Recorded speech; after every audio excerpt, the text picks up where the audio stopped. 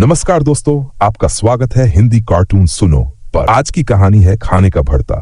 यह कहानी एक नई नवेली बहू की है जो अपने नए घर में परंपराओं और अपेक्षाओं से जूझते हुए अपनी जगह बनाती है। तो चलिए कहानी शुरू करते हैं। रविवार की दोपहर श्वेता को उसकी मां का फोन आता है। शादी की चर्चा और ट्रेन टिकट की तैयारी की बातों के बीच वह अपने परिवार की बातों को लेकर उलझन में पड़ जाती है। करियर की प्राथमिकताओं और शादी की जिम्मेदारियों के बीच वह खुद को दबाव में महसूस करती है। कुछ दिन बाद श्वेता अपने मायके पहुंचती है। परिवार शादी की तैयारियों में लगा होता है। खास तौर पर साड़ी और ब्लाउज का इंतजाम होता है ताकि वह अपने होने वाले ससुराल वालों के सामने अच्छे से प्रस्तुत हो सके। मिलने जुलने का दिन आता है और श्वेता अपनी सादगी और बिना मेकअप के अंदाज में परिवार का दिल जीत लेती है। रिश्ते की बात पक्की हो जाती है और जल्द ही शादी हो जाती है। शादी के बाद श्वेता अपने ससुराल पहुंचती है।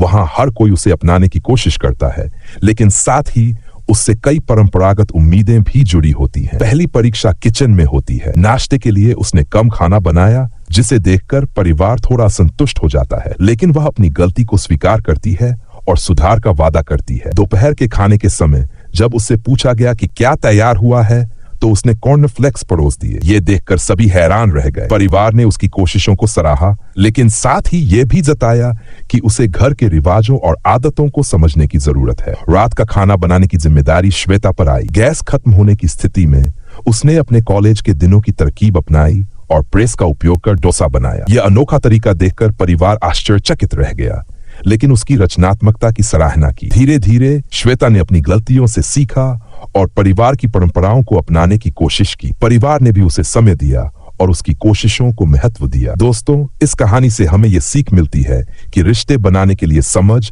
धैर्य और प्रयास जरूरी है। हर इंसान अपनी अलग शैली और सोच लेकर आता है, लेकिन परस्पर सम्मान और प्यार से हर चुनौती को पार किया जा सकता है। अगर आपको ये कहानी पसंद आई हो तो हमारे चैनल हिंदी कार्टून सुनो को सब्सक्राइब करना न भूलें। अगली बार एक और मजेदार और प्रेरणादायक कहानी के साथ मिलते हैं। धन्यवाद।